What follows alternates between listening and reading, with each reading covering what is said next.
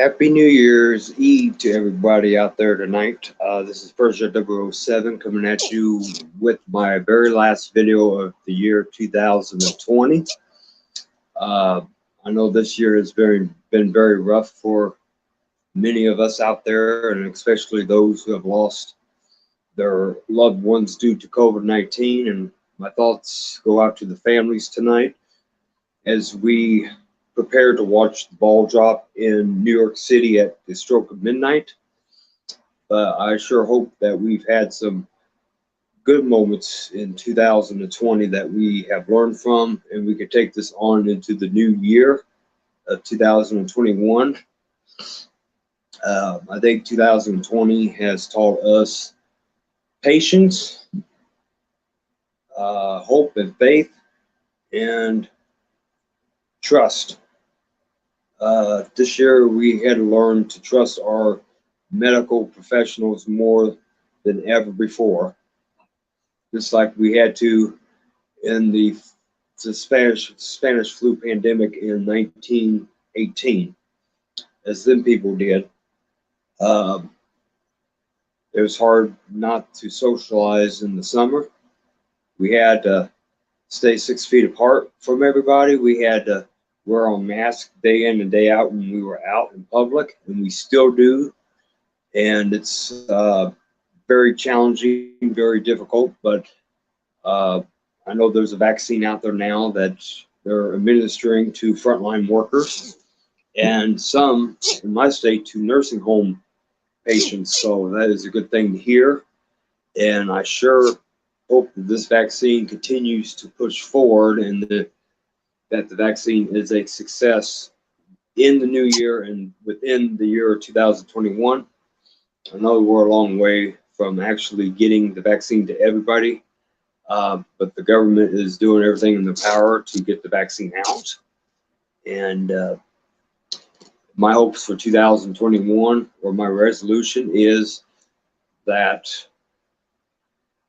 the disease is conquered, COVID-19 will be conquered, and everybody will be vaccinated, and we could then get our lives back to normal, celebrating birthdays, New Year's again, Christmases, 4th of July's, Memorial Days, all kinds of holidays and weddings and all these special occasions that life brings us. And but yeah, 2020 has been a very bad year. I hate to say that, but it's been a very bad year. A lot of people have lost their jobs. A lot of people have been suffering from hunger, been having to go to food pantries. Benefits were cut off there for a while until the $906 billion stimulus package was signed on Sunday. Not everybody has received the stimulus payments yet, but as we wait, there's more people still struggling out there, and I hope for the best also for President-elect Joe Biden and Vice President-elect Kamala Harris. And my wish for Donald Trump is that he faces the fact that he needs to accept this defeat. He needs to secede, leave on a good note, and not cause any more, what do you want to say, any more panic, uprising, if you want to call it. Just move on and retire and enjoy the rest of your life, is what I'd say to Donald Trump. He's done his time in the office, and like any other president has, both good and bad. But, now Biden is finally starting to take over in about 19 days. I want to give my best wishes out to him and his team that go into the White House, Oval Office, and I hope they are able to get the job done and bring this country back together and make our lives a lot more easier than they were this year. But anyway, I've learned a lot this year about pandemics. I've learned a lot about uh, how serious a virus can get by looking at the daily updates on the death toll, the new cases, and areas of spread. It's just amazing how fast a virus can spread beyond recognition without even realizing it.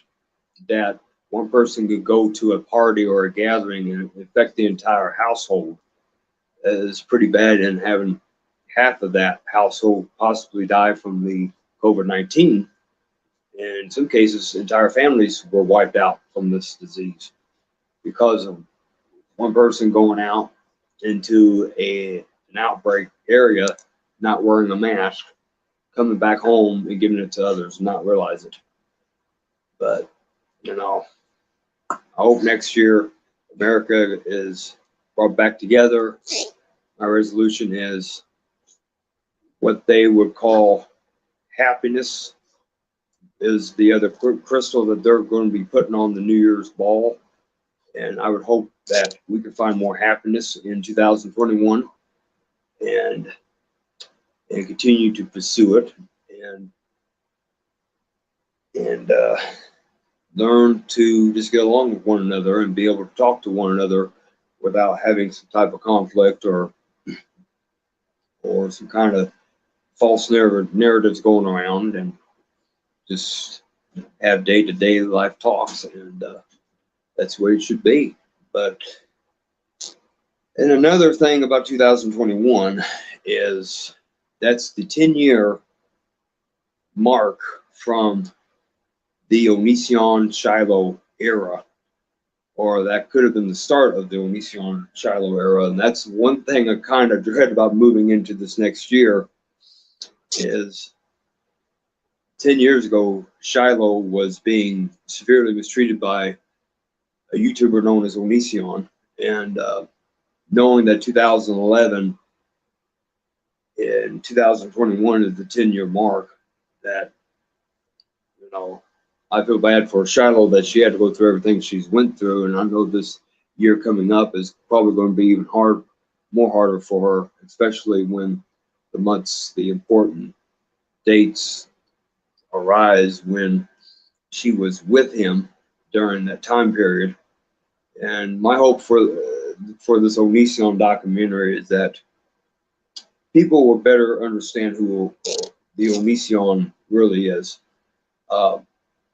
But keep in mind, anybody that watches the documentary, Onision is proven innocent until proven guilty, or innocent until proven guilty in the court of law.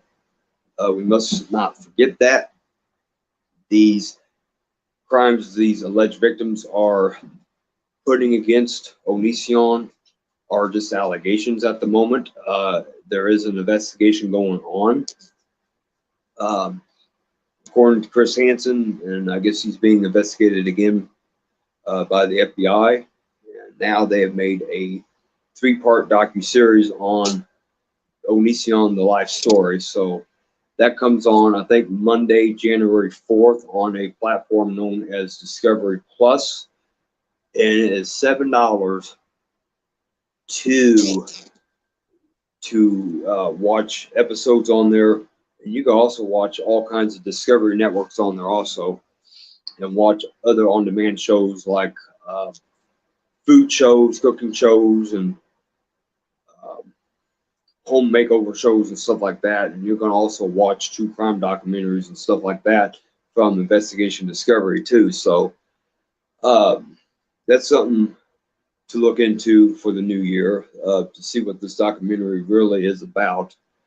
But I don't know. I think 2021 for Onision is not looking very good right now. At least not for him, at least. I mean, he's calling this documentary or docuseries slanderous. He apparently has denied all allegations of any type of mistreatment nor abuse against these victims that have came forward. And I also want to apologize to the victims of Onision that I went on Twitter today saying that I was not going to pay Discovery Plus for a documentary in which a man has not been convicted of a crime. I do understand it's hard for victims to come forward in situations like this. It's hard for a victim to go to police because the perpetrator or the alleged criminal in this case intimidates the victims, threatens the victims with retaliation, such as a mob of angry fans, which Onision had a massive fan base back in, which has been 10 years ago, just counting this coming year, 2011. Would be 10 years ago after the ball drops, but he's had millions of subscribers go after these women that have came forward before they have even came out. And that's why it's took them over 5 to 10 years to even come forward. And I'm glad Chris Hansen was able to get the stories out on YouTube and at least let us kind of get a glimpse of what they had to go through and endure during the lifetime with Onision, the YouTuber that's known for the "I'm a Banana" video. But I just hope this, if there's any validity to these crimes. I know it's going to be hard to prove now because it's been, these things have occurred years ago, and I just want to say I hope the victims are okay with this. They're on board with these 3 episodes, and I just hope that they can get some form of justice, if any at all. That maybe this will provide some closure to them if Onision maybe is not able to be held accountable because of lack of evidence, or if there's any statute issues, limitations or whatever, that this show may be what is needed to keep people away from Onision. And I think that's the only way to do it. But I just disagreed about having to pay for a documentary that, again, he has not been convicted of a crime, charged with a crime, and I just don't understand why a cable network agreed to do a documentary on somebody that's being accused of various crimes but not actually charged nor convicted, unless standards have changed these days in society. I don't know. But and you never know, something may come from this. There might be an actual situation that could come from this. That could be a good thing. That's why I would hope too, if there's actual crimes that he's maybe has participated in or done, nor this includes Kai also, that they could then be held accountable. And that's my hope for 2021, that they could find some form of evidence on that he will be held accountable along with the spouse, and they can suffer the repercussions for what they have done. In my opinion, I think they need to go after him for all the cyberbullying he's done to people, trolling,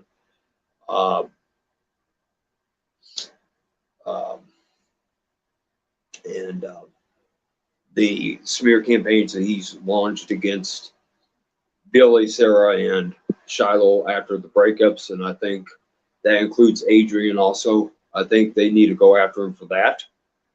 Now, whether the documentary discloses on that or not, I don't know. But I would sure hope that maybe the show covers a lot of stuff that maybe is not covered. And but again, this is New Year's Eve, so I wish you guys a happy New Year's. Don't party too hard, and if you can, just stay home and celebrate, keep yourself healthy, and keep your friends and family safe. And don't go out and drink and drive, most of all. And sit back and enjoy the ball drop, and I will meet you again probably maybe after midnight or sometime tomorrow, and wish you guys a happy New Year officially in 2021 on January 1st. Good night, you guys. Talk to you later, and wish you all a happy New Year's Eve. Goodbye.